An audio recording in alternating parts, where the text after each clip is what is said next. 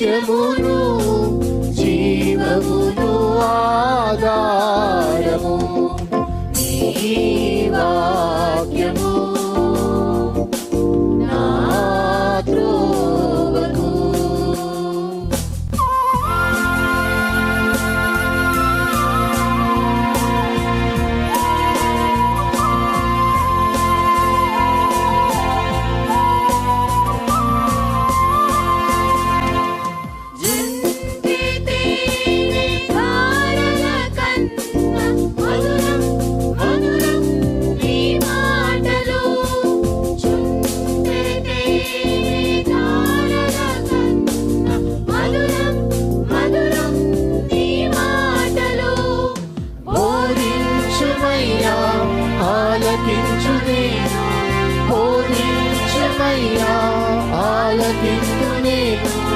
అనుసరింతునయ్యా ఆత్మశక్తితో, అనుసరింతునయ్యా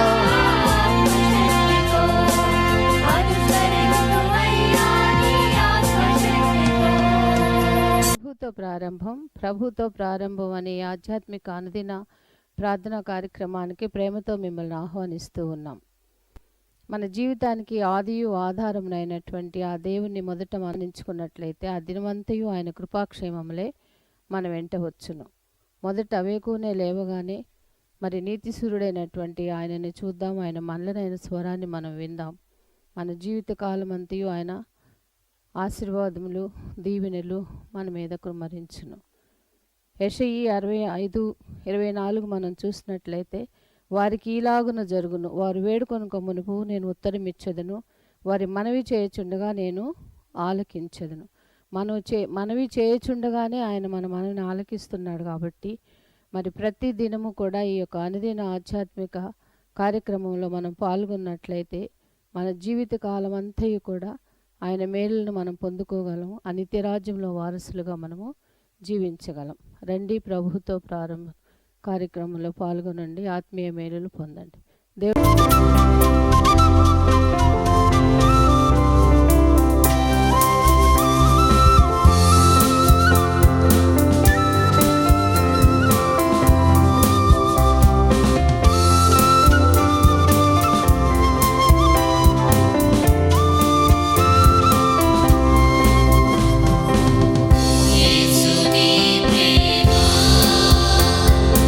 ఎంతో మహానీయము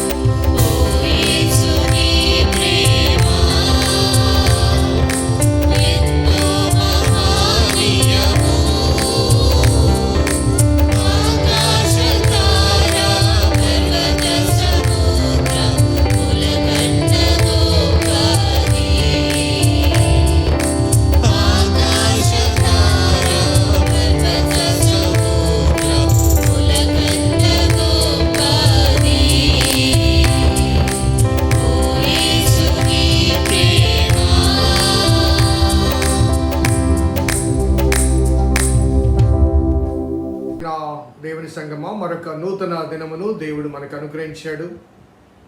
ప్రభుతో ప్రారంభం, అనుదిన ధ్యానం, ఆత్మకు క్షేమం.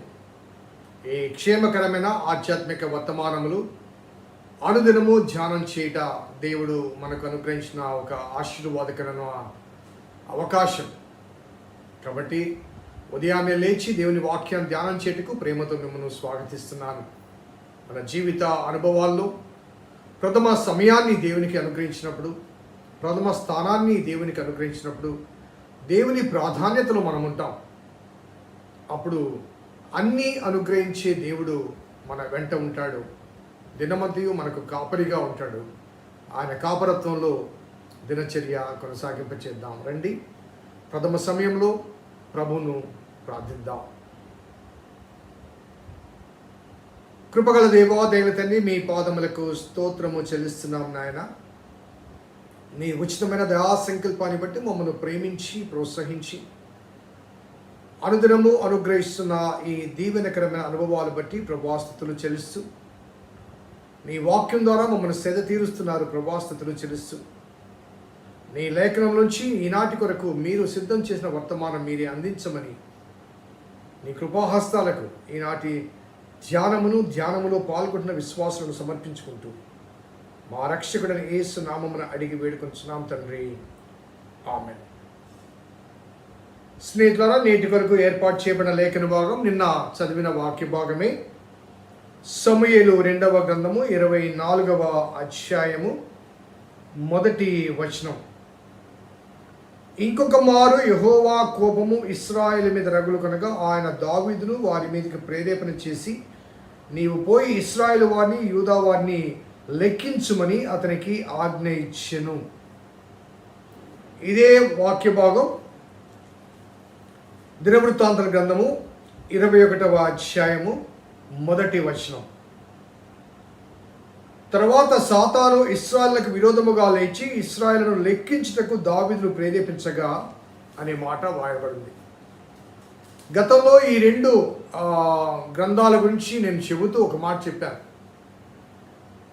ఈ సమూయేలు 2వ గ్రంథంలోని దావీదు వృత్తాంతము, అలాగే దినవృత్తాంతాల 1వ గ్రంథంలోని దావీదు వృత్తాంతము ప్రారంభం ఒకటిగానే ఉంటుంది. కానీ ఎప్పుడైతే 2వ సమూయేలు గ్రంథం 11వ అధ్యాయంలో బెత్షెబా ఆ అనుభవం ప్రారంభమవుతుందో, అక్కడి నుండి ఆ దావీదు జీవితంలో కలిగిన అనేకమైన అనుభవాలు, అమ్నోను విషయం కానీ, తామారు విషయం కానీ, అబ్షాలోము విషయం కానీ, ఈ అనుభవాలు ఏవి కూడా దినవృత్తాంతాల గ్రంథంలో కనిపించవు. కారణం కూడా నేను చెప్పాను. ఎందుకంటే ఆ సమూయేలు గ్రంథకర్త అనగా ఆ సమూయేలు తదుపరి ఆ సమూయేలు శిష్యగణం నుంచి రాసిన వారు జరిగింది యథాతథంగా రాశారు.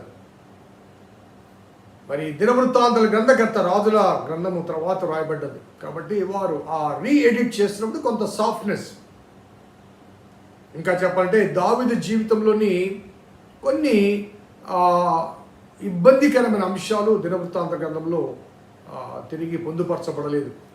కారణం ఏంటంటే ఆల్రెడీ సమూయేలు గ్రంథంలో ఉన్నాయని ఒకటి, రెండవది దావీదు అప్పటికే మంచి పేరు ప్రఖ్యాతులు గెలిచిన వాడిగా ఉన్నాడు కాబట్టి అతని మీద మరి అదనంగా కొంత వ్యతిరేక భావనలు అవసరమా అన్న భావనతో రాసి ఉండకపోవచ్చు.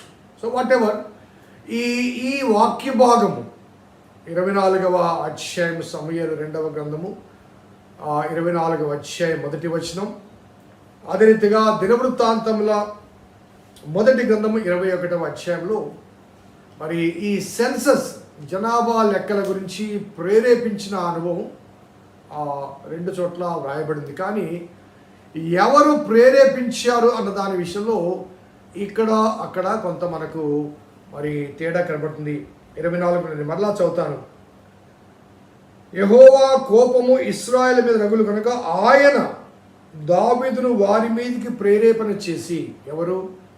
దేవుడు వారి మీదకి ప్రేరేపణ చేసి, నీవు పోయి ఇశ్రాయేలు వారిని యూదా వారిని లెక్కించమని అతనికి ఆజ్ఞ ఇచ్చి.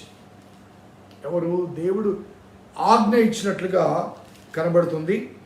మరి అదే అధ్యాయం 10వ వచనంలో, జనసంఖ్య చూచినందుకే దావీదు మనస్సు కొట్టుకొనగా అతడు, నేను చేసిన పని వల్ల గొప్ప పాపము కట్టుకుంటుని, నేను ఎంతో అవివేకినై దాన్ని చేసినంటూ దావీదు కన్ఫెస్ అవుతాడు. దేవుడు ప్రేరేపించాడు, మరి అది తప్పుగా భావించి నేను పాపం చేసిన దావీదు అంటాడు. మరి దేవుడు చేత ప్రేరేపించబడిన ఆ అంశం లేకపోతే ఆ సంఘటన మరి దావీదు ఎందుకు పాపం చేసినట్లుగా భావించాడు, మరి దానికి తగిన శిక్ష కూడా ఆ తర్వాత కాలంలో మనం ధ్యానం చేయొచ్చు. సో దానికి జవాబు కావాలంటే దినవృత్తాంతర గ్రంథము 1 గ్రంథము 21లో అక్కడ దేవుడు కాదు సాతాను ఇశ్రాయేలుకు విరోధముగా లేచి ఇశ్రాయేలు లెక్కించుటకు దావీదును ప్రేరేపించింది. ఇక్కడ దేవుడు ప్రేరేపించాడని సమూయేలు 2వ గ్రంథంలో, అదే రీతిగా దినవృత్తాంతం 1 గ్రంథంలో సాతాను ప్రేరేపించాడని వ్రాయబడింది. దేవుడు ప్రేరేపించాడా, మరి సాతాను ప్రేరేపించాడా?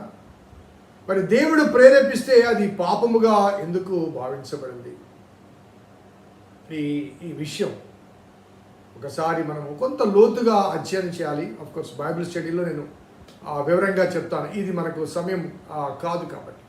వాట్ ఎవర్ సో దేవుడు అంతకుముందు దావీదు చేసిన పని ఏం చేశాడంటే తన దగ్గర యోధులను లెక్క పెట్టాడు. నిన్న ధ్యానం చేశాం.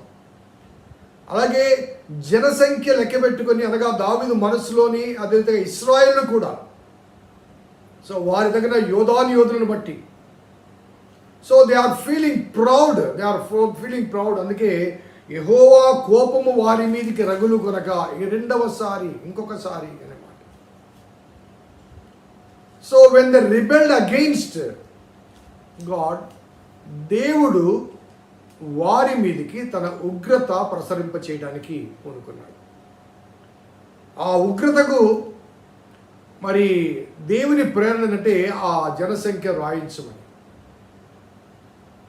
మరి దేవుడు ఆ ప్రేరేపణ మరి వారి మీదకి దేవుని ఉగ్రత రావటాన్ని కొరకే కాబట్టి దేవుడు స్వయంగా తాను ప్రేరేపించాడా అంటే దేవుడు చాలా సందర్భాల్లో గాడ్ పర్మిట్స్ ద అక్యూజర్ శాతన్ అనే మాటకి మరి అపవాది అనే మాట వాడబడింది. అపవాది, అక్యూజర్ అనగా నేరారోపణ చేయువాడు.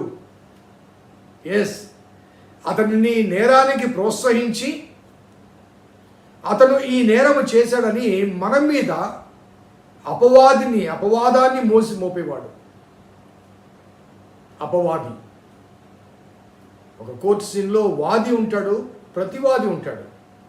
ఈ వాదోపవాదాల మధ్య అపవాది జోక్యం చేసుకుంటాడు. అపవాది అంటే అబద్ధికుడు, అబద్ధ సాక్ష్యం. సో అక్యూజర్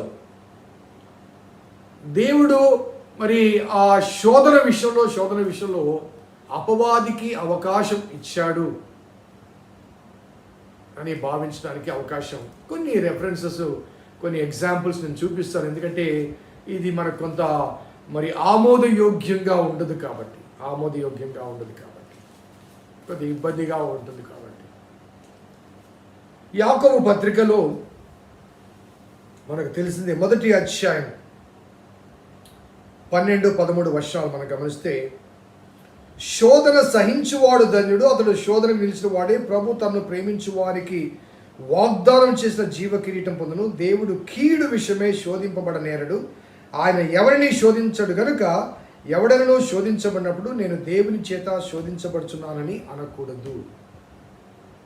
మరి ఎవరంటే ప్రతివాడు తమ స్వకీయ దురాశల చేత మరులు కొల్పబడి, దురాశను ఈడ్వబడి మరులు కొల్పబడిన వాడే శోధించబడు. కాబట్టి దావీదు ఇక్కడ శోధించబడ్డాడు అంటే దేవుడు అనుమతించాడు కాబట్టి అపవాది వచ్చి శోధించాడు. దేవుడు అనుమతించకపోతే, దేవుడు కట్టడి చేయకపోతే అపవాది శోధించే అవకాశం లేదు. సో దావీదు యొక్క మనస్సు, ఆ మనోభావాలు, ప్రతివాడు మరి ఆ స్వకీయ దురాశల చేత సో దావీదులో కానీ ఆ ఇశ్రాయేలు జనాంగంలో కానీ కలిగిన ఆ భావన నేపథ్యంలో దేవుణ్ణి విస్మరించి తమ బలాబలాలు చూసుకుని వారు గర్వపడుతున్న నేపథ్యంలో God wanted to teach them a lesson for which God permitted. మనకు యోబు చరిత్ర జ్ఞాపకం ఉంది కదండి. యోబు కాలంలో యోబు గురించి దేవుడు అడుగుతాడు అపవాదితో, నువ్వు ఎక్కడి నుంచి వస్తున్నావు? నా సేవకుడైన యోబుని చూచావా? నీతిమంతుడు, యథార్థవంతుడు.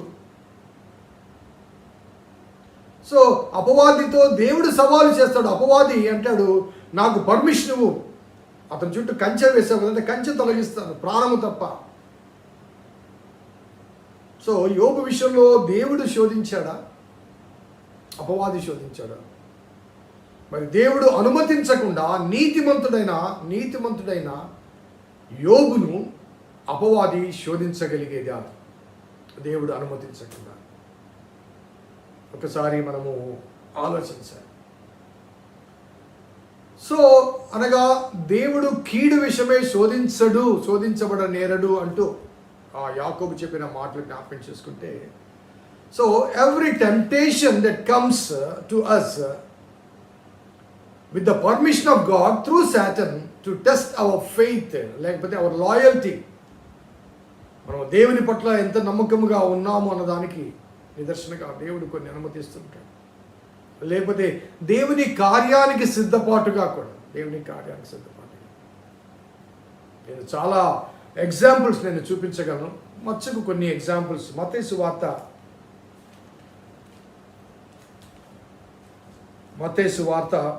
4వ అధ్యాయం.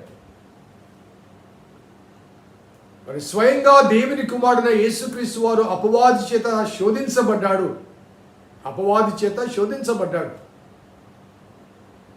సో అపవాది వచ్చి దేవుని కుమారుని శోధించాడు. కానీ అపవాది చేత శోధించబడుటకు దేవుని కుమారుడైన యేసయ్య ఎలా వెళ్ళాడు అనడానికి 4వ అధ్యాయం 1వ వచనం చూడండి. అప్పుడు యేసు అపవాది చేత శోధించబట్టకు ఆత్మ వలన అరణ్యమునకు కొనిపోబడని. ఎవరు కొనిపోయారు? ఆత్మ వలన అరణ్యమునకు కొనిపోబడ్డాడు. So it was a spirit of God that led him into the wilderness. ఆత్మ వలన కొనిపోబడ్డాడు. అక్కడ అపవాది శోధించాడు. కాబట్టి శోధన. అందుకే ఆ తర్వాత 6వ అధ్యాయంలో ప్రార్థన నేర్పించమన్నప్పుడు ఆ ప్రార్థనలో 3 ప్రాముఖ్యమైన అంశాలుంటాయి. ఆ 3 ప్రాముఖ్యమైన అంశాలుంటే, అనుదిన ఆహారం మాకు దయచేయమంటాడు. అది 2వది, మా రుణస్తులను మేము క్షమించిన ప్రకారం మమ్మల్ని క్షమించమంటాడు. 3వది, మమ్మల్ని శోధనలో కీడు నుండి లేక దుష్టు నుంచి తప్పించమంటాడు. సో పారస్మోస్ అనే గ్రీక్ పదం టెంప్టేషన్.